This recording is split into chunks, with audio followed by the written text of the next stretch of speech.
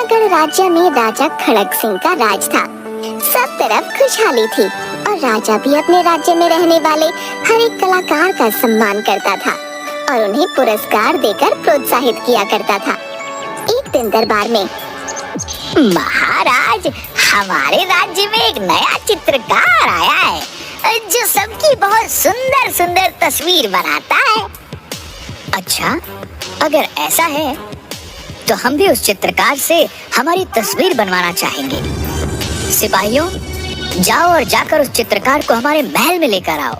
मैं भी अपनी तस्वीर बनवाऊंगा और फिर मैं उस तस्वीर को अलग अलग राज्यों में पहुंचवाऊंगा ताकि मुझे कोई अच्छी सी राजकुमारी पसंद कर ले। आपको और कोई राजकुमारी पसंद करे? यह तो हो ही नहीं सकता। शक्ल देखी है आपने अपनी कभी? अगले दिन उस चित्रकार को महल में बुलवाया जाता है। महाराज की जय हो। तो तुम ही हो वो चित्रकार जिसके बारे में हमने इतनी तारीफ सुनी थी? हाँ महाराज, मैं हूँ चित्रकार छबीला।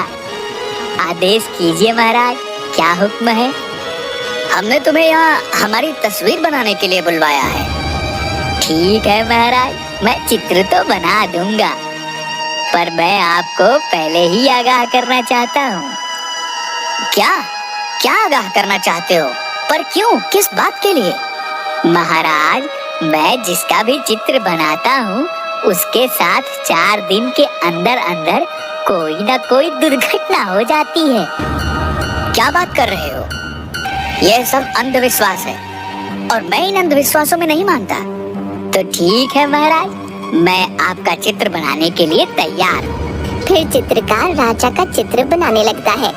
छबीला जी, आप मेरी भी एक तस्वीर बनाना ताकि मुझे भी कोई सुंदर सी राजकुमारी पसंद कर ले। वह चित्रकार मेरी तस्वीर बनाएगा, उसके बाद किसी और की, समझे? अब दफा हो जाओ यहाँ से। चित्रकार राजा की बहुत सुंदर तस्वीर बना देता है। राजा उसे देखकर बहुत खुश हो जाता है। अरे, तुमने तो काफी सुंदर तस्वीर बनाई है। ये लो तुम्हारे लिए इनाम। राजा सोने के सिक्कों से भरी एक पोटली चित्रकार को देता है। ठीक है महाराज, तो मैं चलता हूँ, पर याद रखना, मैं जिस किसी की भी तस्वीर बनाता हूँ उसके साथ कुछ ना कुछ बुरा होता है।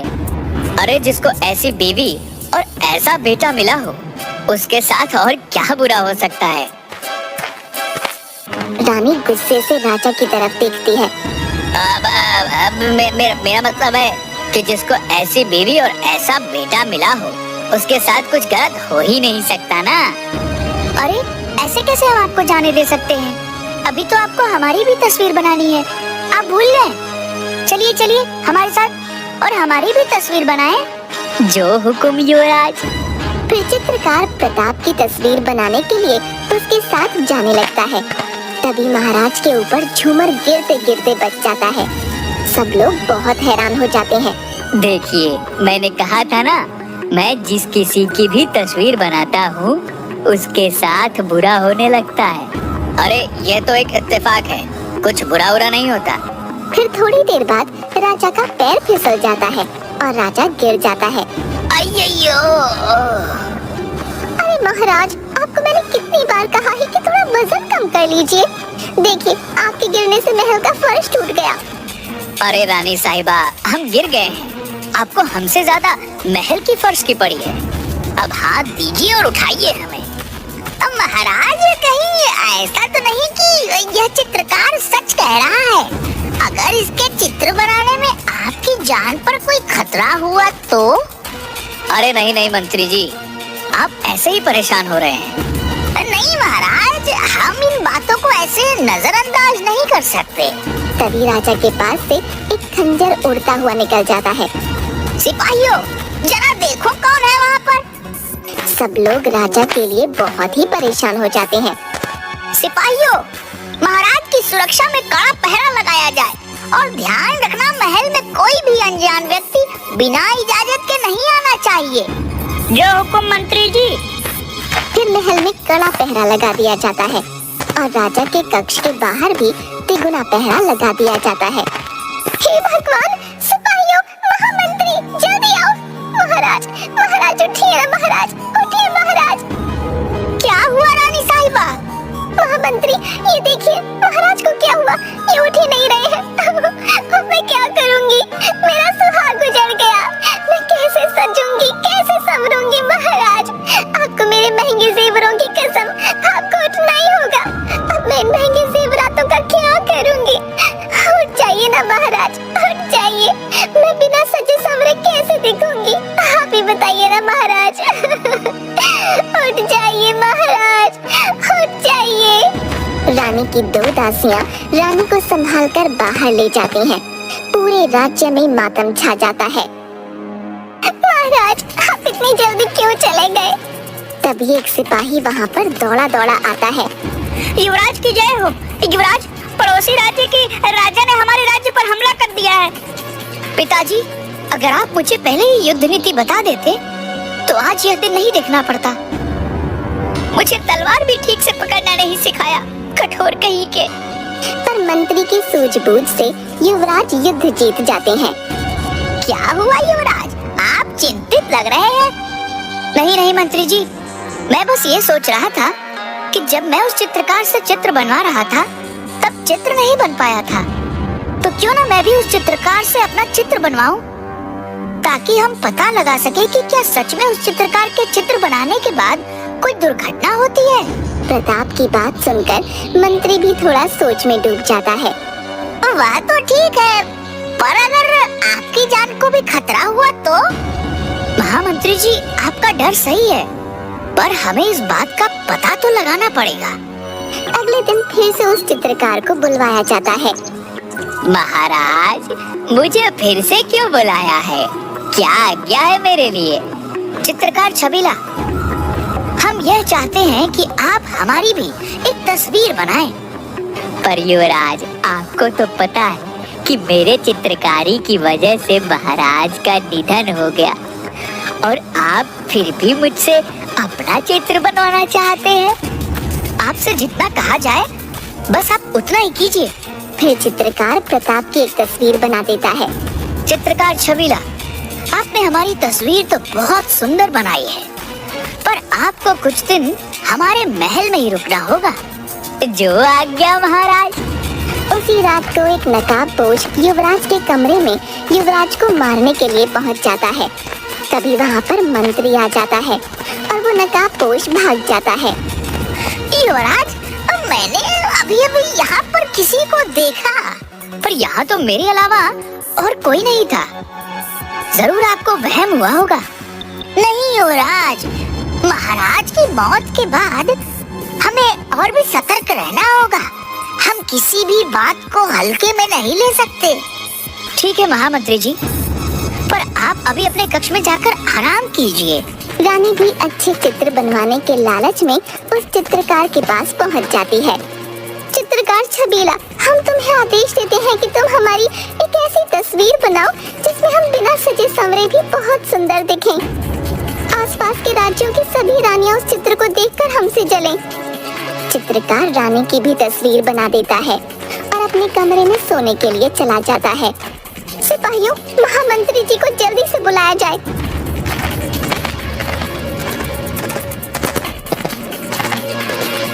महामंत्री जी देखिए, उस चित्रकार ने हमारी कैसी तस्वीर बनाई है। हमने उसे कहा था कि तुम मेरी बहुत सुंदर तस्वीर बनाना, जिसे देखकर आसपास की सारी रानियां हमसे जलने लगे, पर उसने तो हमें ही जला दिया।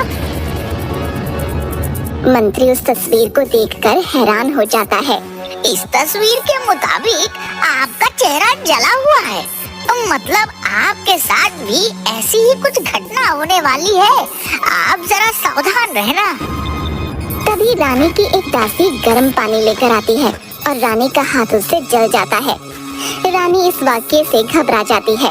मुझे बचाइए, मैं अपने सुंदर चेहरे को इतना बुरा नहीं देख सकती। मुझे बचाएं महामंत्री, मुझे बचाइए। अगली सुबह प्रताप तलवारबाजी का अभ्यास कर रहा था।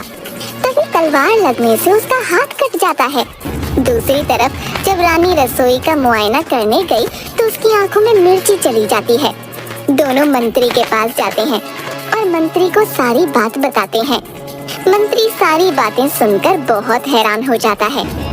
मतलब उस चित्रकार के चित्र बनाने के बाद सच में कोई ना कोई दुर्घटना होती है।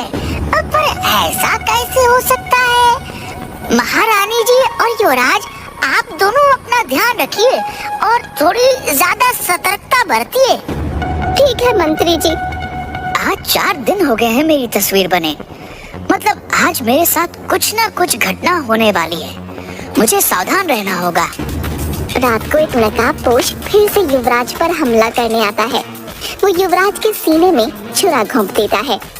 तब पीछे से युवराज उसे पकड़ लेता है। सिपाहियों, सिपाहियों, जल्दी इस नकाबपोश को पकड़ो। सभी वहाँ पर पहुँच जाते हैं। क्या हुआ युवराज? ये नकाबपोश हमारी जान लेने के लिए हमारे कमरे में घुस आया था। तुम मेरे बेटे को मारना चाहते थे? ये ले। तुम? अच्छा, तो वह तुम ही थे जिसने मेरे पिताजी को भी मार डाला और अब मुझे मारना चाहते हो। ये ले, तूने मेरी इतनी बदसूरत तस्वीर बनाई और अब तू मेरे बेटे को भी मारना चाहता था। मुझे माफ कर दीजिए रानी साहिबा, युवराज मुझे छोड़ दीजिए। इन सब में मेरी कोई गलती नहीं है। तुम्हारी गलती नहीं है। तुमने मेरी इतनी बदसूरत तस्वीर बनाई और कहता है कि मेरी गलती नहीं है। पता तुझे यहाँ किसने भेजा था?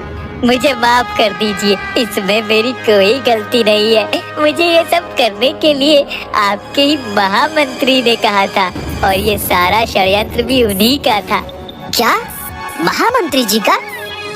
तभी मंत्री उसकी तलवार निकालकर प्रताप को मारने के लिए आगे बढ़ता है, पर एक सिपाही मंत्री का हाथ पकड़ लेता है। तुम्हें क्या लगता है तुम हमारे राज्य को हड़प लोगे और हम कुछ नहीं कर पाएंगे? और फिर वो सिपाही अपनी दाढ़ी मूंछ निकालकर राजा के भेष में आ जाता है। सिपाहियों, पकड़ लो इन्हें। सब लोग हैरान हो जाते हैं। महाराज, आप जिंदा हैं? हाँ, मैं जिंदा हूँ। मुझे इस चित्रकार पर तो पहले से ही शक था, पर महामंत्री, मैंने तुमसे ये उम्मीद नहीं की थी। बोलो, क्यों किया तुमने ये सब? मुझे तो पहले से ही बदला लेना था। मैंने बहुत बार तुम्हें मारने की कोशिश की थी, पर मेरी सारी कोशिशें नाकामयाब रहीं। पर तुम मुझे क्यों मारना चाहते थे? यह तुम पूछ रहे हो कि मैं तुम्हें क्यों मारना चाहता था? बचपन से ही तुम्हारे और मेरे बीच में जो भी प्रतियोगिता रही, वो हमेशा तुम जीत जाते थे। और तो जब हम दोनों स्वयंवर के लिए गए, तब मुझे पहली नजर में रानी से प्रेम हो गया। तब भी स्वयंवर जीतकर रानी भी तुमने हासिल कर ली। उस दिन से ही मैंने यह फैसला ले लिया था कि मैं तुम्हें मारकर तुम्हारा राज्य छीन लूंगा, पर तुम हर बार बच जाते। इसीलिए मैंने युवराज को भी युद्ध नीति से दूर रखा, ताकि तुम्हारे बाद यह मूर्ख युवराज कुछ ना कर सके। सिपाहियों, ले जाओ मंत्री को और इस चित्रकार को भी। महाराज जी, आपने कितना बढ़िया षड्यंत्र रचा। आप जिंदा हैं। मैं अपने सारे गहने पहन सकती हूँ। हाँ, मैं जिंदा हूँ। बस मैं मरने का नाटक कर रहा था। मुझे इस चित्रकार पर शुरू से ही शक था, पर मेरा शक यकीन में तब बदला जब मैंने इस चित्रकार को किसी से बात करते हुए सुना कि उसने मेरे दूध में जहर मिला दिया है, और फिर मैंने वह दूध फेंक दिया और मरने का नाटक किया, ताकि मैं इनकी हरकतों पर नजर रख सकूं और इनके षड्यंत्रों का पर्दाफाश कर सकूं। वो सब तो ठीक है, पर उस चित्रकार से मेरी एक सुंदर सी तस्वीर जरूर बनवा दीजिएगा। ये सुनकर सब लोग जोर जोर से हंसने लगते हैं।